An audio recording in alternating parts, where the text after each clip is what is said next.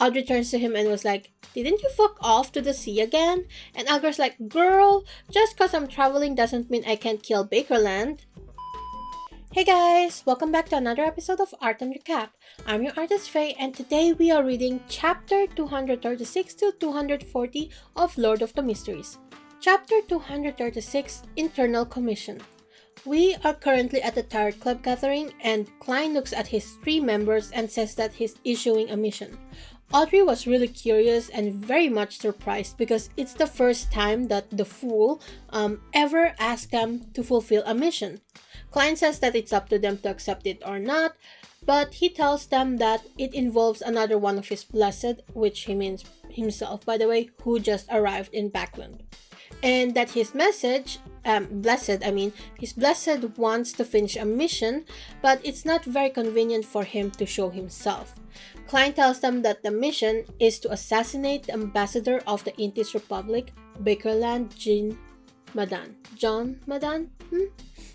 Of course, since Audrey was a noble lady, is a noble lady, she's really surprised by the task and even lost her composure.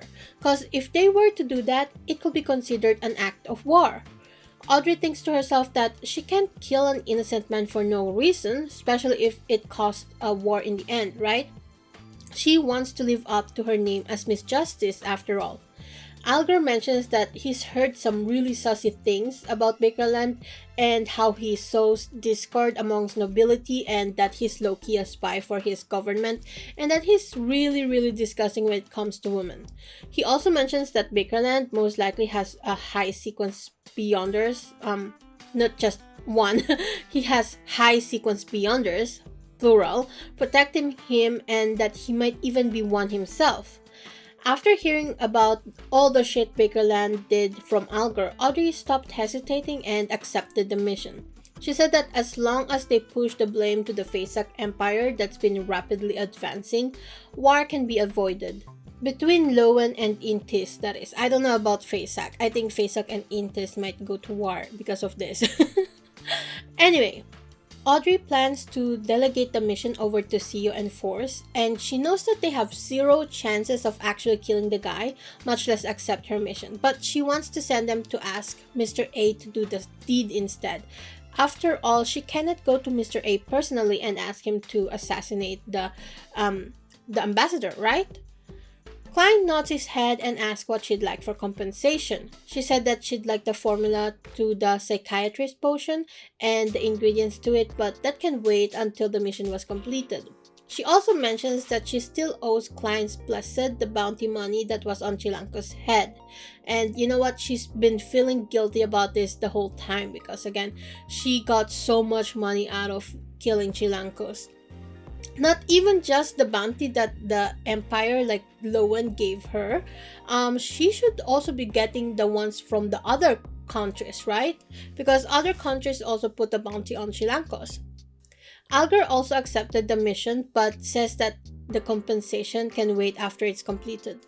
Audrey turns to him and was like, "Didn't you fuck off to the sea again?" And Algar's like, "Girl, just cause I'm traveling doesn't mean I can't kill Bakerland." Derek, in the meantime, was just staring off into space, probably dissociating cause he has no idea what's going on and really, he can't join the conversation. He's not even from here. He doesn't even go here! You guys know that? Klein nods his head at them and then turns to Roselle's diary pages. Chapter 237, Sequence 2. Roselle writes that Zaratul visited him once again. Roselle was wondering what the guy wants and what his motives were for the visit, but Zaratul just says that he's there to have a nice chat. And you know what? Do people ship these two together? I feel like people definitely will even if Roselle is such a fuckboy. Anyways, Roselle asked what sequence Zaratul is at and the guy said that he's actually sequence 2, Miracle Invoker. We find out that that's the position of an angel and very close to godhood. But Roselle thinks that Zaratul is being a filthy little liar and that sequence 2 was his previous position or that he's advancing soon. Roselle asks Zaratul that based on his sequence name, if he can actually control fate. Zaratul tells him that fate is just one part of the seer pathway, it's not even the main focus, and that the pathway that truly represents fate is the monster pathway.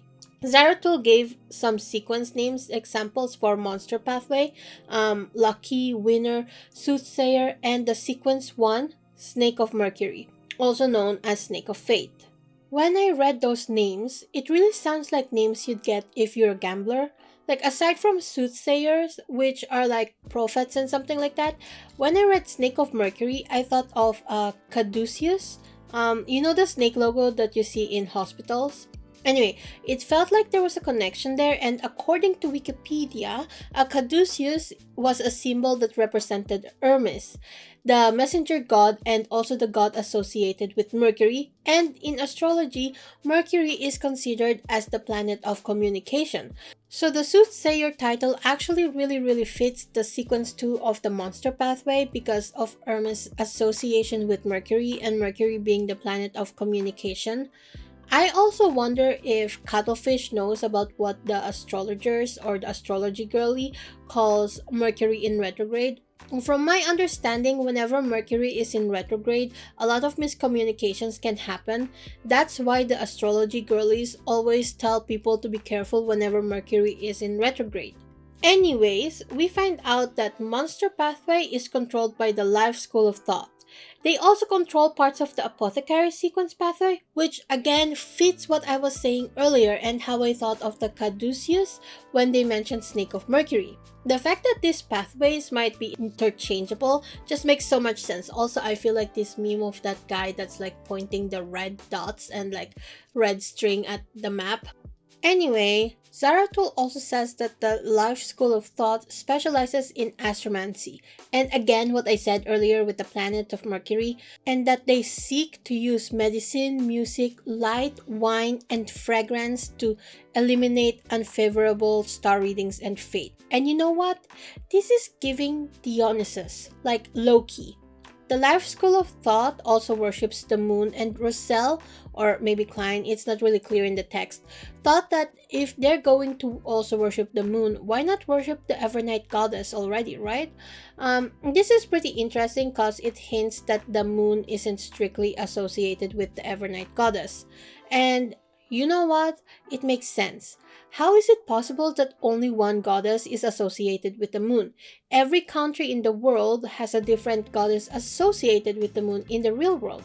There's Selene, Artemis, Chang'e, or even Sailor Moon. We can add her there, right?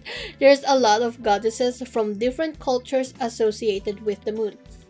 So I don't see how Lord of the Mysteries can only have the Evernight goddess. Anyways, Klein makes sure to remember the information he got from Zaratul, especially the ones pertaining to the seer pathway where fate is not its main focus. It will definitely help him further his progress as a seer.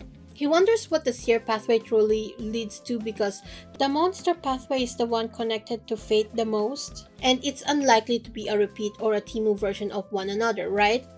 The third page, Klein reads, was about Roselle's recount of inventing the steam engine, and the fourth page was Roselle thinking about his pregnant wife Matilda and his children. Roselle knows exactly when his child was conceived because there was a decrease in his Beyonder characteristic, and once the conception was successful, his characteristic will follow a connection and part of it will be transferred over to his child.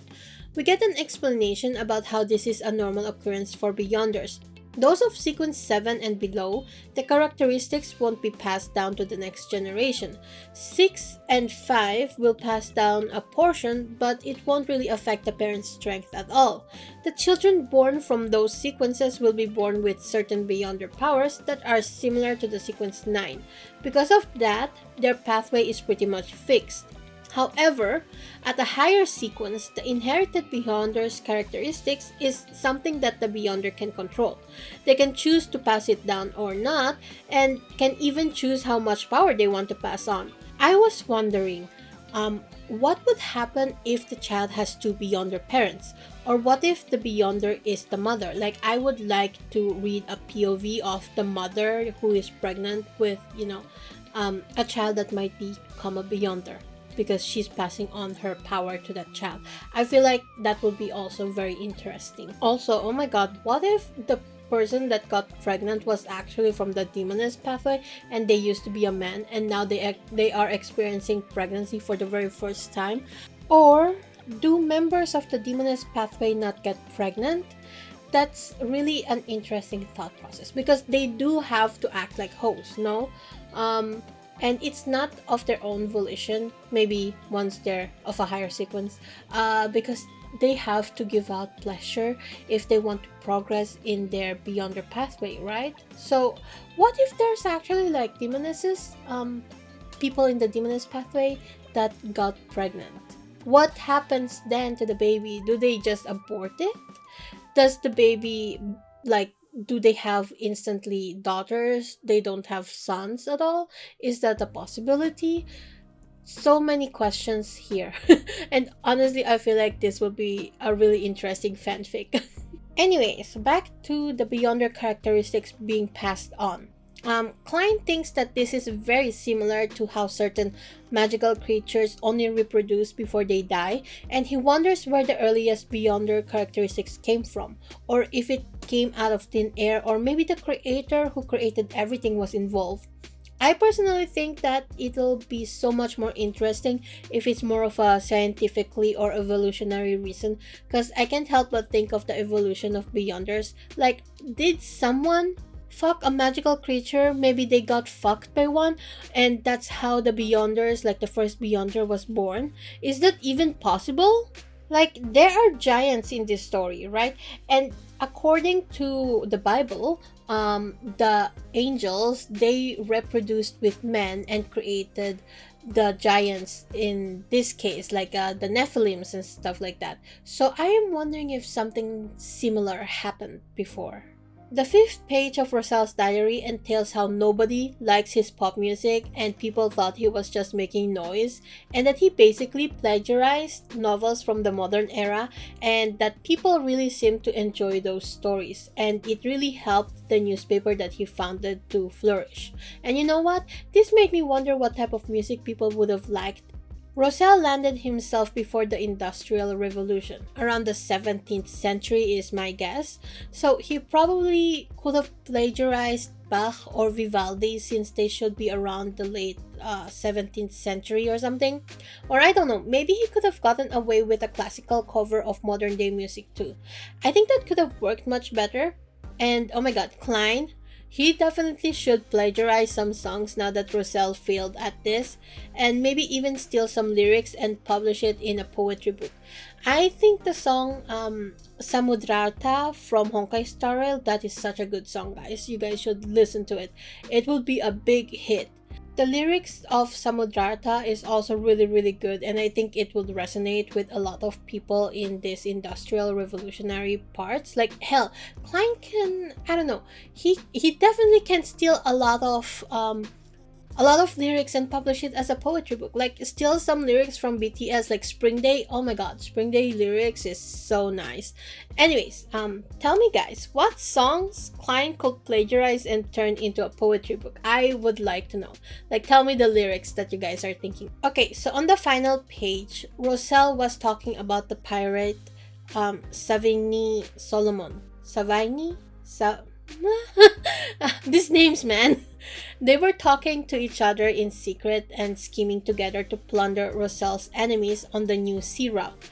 Roselle promised to help the guy advance to a high sequence beyonder. Roselle also mentions that Solomon has a kid named Nast and that he thinks that guy will dominate the five seas in the future. And Klein was like, Nast? Solomon? The king of the five seas Nast? The one that found One Piece? That Nast? The one who claimed to be the descendant of Solomon is actually telling the truth? That guy? Klein was very much flabbergasted because that meant the guy is at least around 160 years old or something. And Klein wonders if it's because of beyond the reasons that he's so old but still, active. Once he finished reading the pages, he looks at the Tarot Club members and tells them that they can communicate now. Audrey turns to Derek and asks him if she can exchange information related to the dragons, and Derek agrees as long as he can get the Sequence 8 potion formula for the Bard. Chapter 238, Dragon of Imagination. Audrey wasn't surprised by the request and agrees to it. She'll find a way to get him the formula somehow, but it won't be today. She asked Klein if he can be the witness to their exchange, but Klein laughs and said that he can provide Audrey with the formula instead, so she doesn't have to, search around. She was pleasantly surprised and asked what he wanted in exchange. Klein hasn't thought of it yet and just said that she shouldn't worry. His blessed might require her assistance in the future or in certain matters, right? AKA he might need cash from her. Audrey agrees and Klein sends over the formula for the light suppliant over to Derek. Once that was done, Audrey asked Klein to speak alone with Derek, and Klein was thinking to himself, "Girl, if I do that, you won't know anything," he said. But he still agreed to it, and he just listens in anyway to what they were talking about, because he's a gossip. Derek tells Audrey that the dragons are mortal enemies of the Giant King, and they have a myriad of different abilities like fire breathing, lightning throwing, and minty fresh breath. He told her about the Dragon King Ankewelt, who is also known as the Dragon of Imagination. He also has a son named Alzuhod, who is called the Dragon of Nightmares. Legend has it that Ankewelt is a manifestation king and he can manifest whatever he imagined. That's very curious since that's where the spectator pathway comes from, right? Could this be a hint to Audrey's future powers? Because Klein also thinks that the description of what Derek is saying is very similar to Artifact 008, which could mean that the Beyonder that the artifact came from was a very powerful Beyonder from the spectator pathway.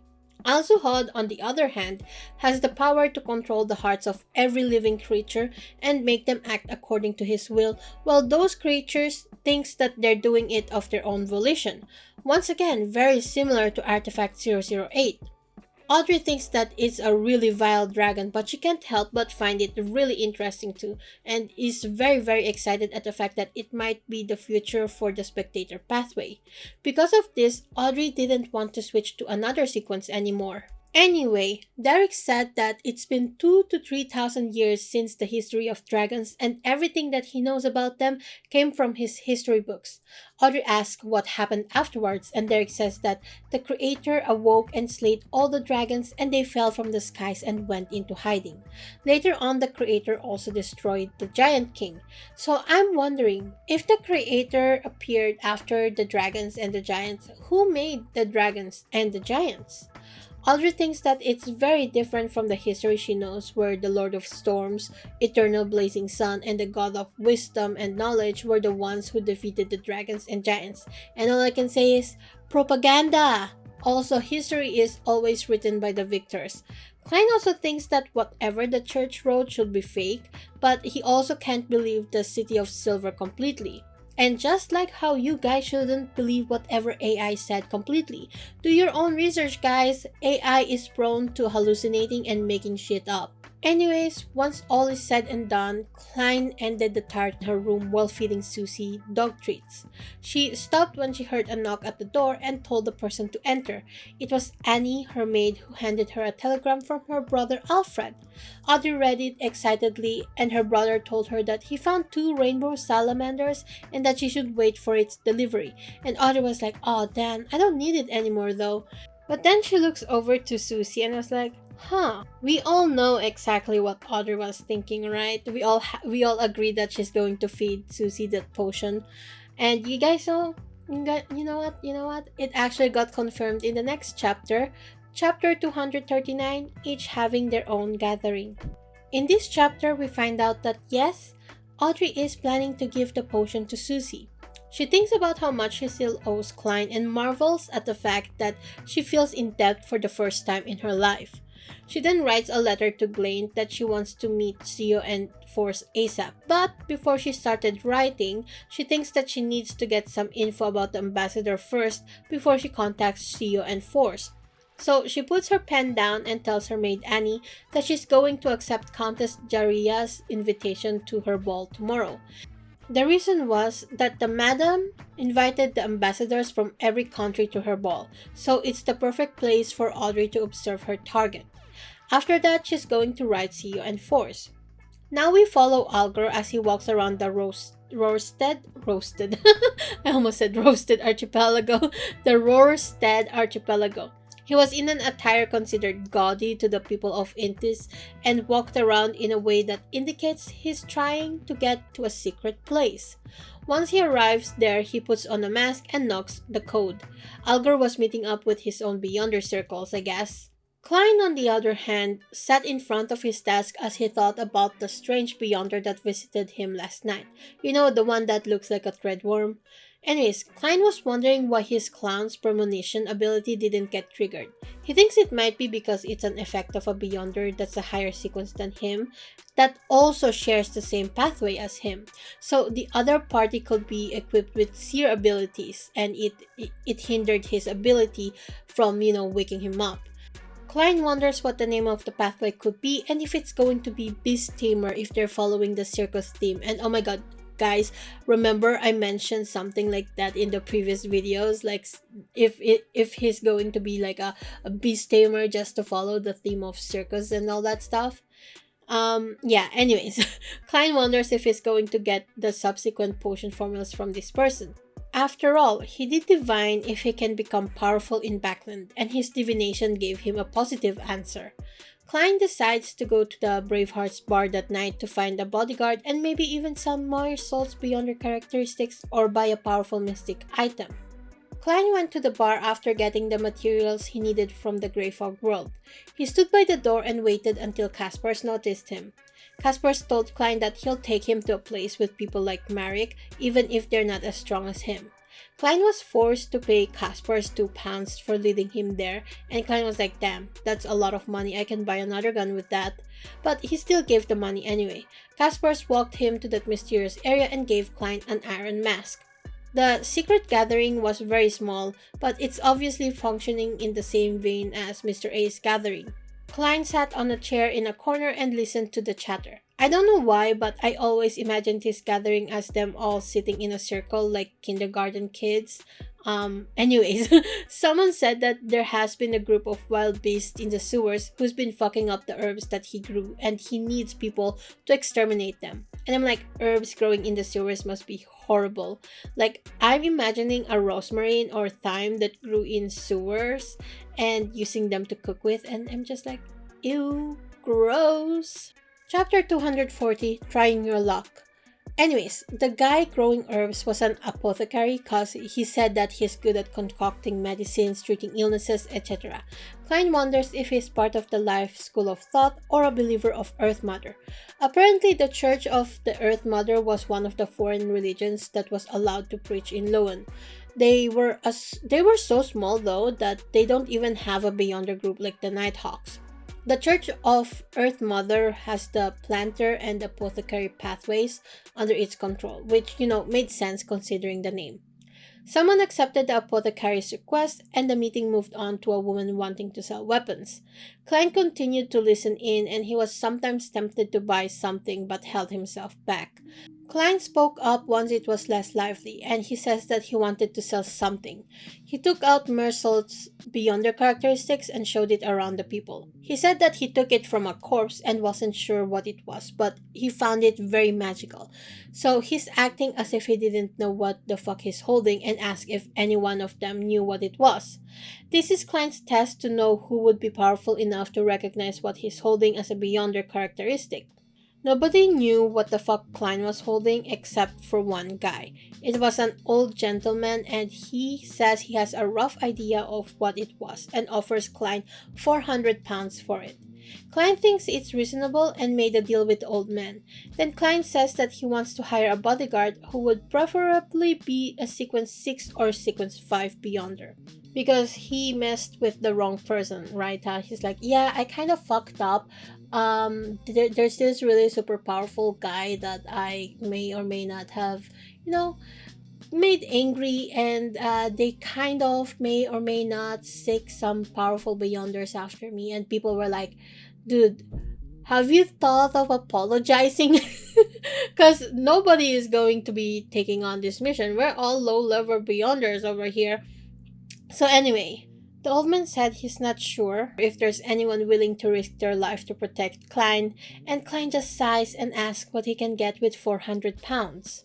Someone asked if he wanted to try his luck with a mystical item instead. That item can make him hear the voice of a great being and decipher useful information. The old man who Klein made a deal with told him to back off and stop trying to sell his cursed item. Klein actually decides to buy it anyway cause what the hell, and made a deal with that guy. Anyway, that is it for this video because I kind of have so much to do, so little time. The thing is, I actually went hiking on Sunday, and I write the script for Lord of the Mysteries on Sundays, and then record on Mondays, and then do final read through, and also edits on Tuesdays. And because I kind of forgot to do that, and Monday was super busy for me, I had to rush my script last night. And yeah, I'm just finishing the recording now on Tuesday. It's fresh. So yeah, it was a very busy weekend. I also haven't had time to do any illustrations yet, so you guys are actually seeing footage of me working on one of the social media posts that I do for my webcomic Dreaming of Aurora. You guys can actually see this video in my shorts feed. It's I think it came out well. Also, if you guys didn't know, my webcomic actually launched last week already, on Friday. So if you guys are interested, the first chapter, like the first half of chapter 1, is already out, and it's going to be published weekly on Fridays at 7 p.m. GMT plus 2. My patrons can also read ahead of everyone else, and they also see a lot of behind the scenes stuff of me working on the webcomic. Like they see sketches and also concept art and designs that weren't used before, some thought processes here and there, maybe some spoilers. They also read like the novel chapters, and scripts for future chapters in my Patreon. So yeah, lots of things over there. I post weekly also every Friday. And yes, that's pretty much it for me. Before I go, please like, subscribe, and leave a comment. Tell me again, what song can Klein plagiarize for a poetry book? Like what lyrics can he use? I'm really curious. It helps my channel out a lot, again, if you comment. My commissions are open, and my Vision link is down in the description below. Check out my story, Dreaming of Aurora, if you have the time. And finally, thanks to my patrons, Robek, Vanarek, and J. Javalitska for the support. I'll see you guys next time. Bye!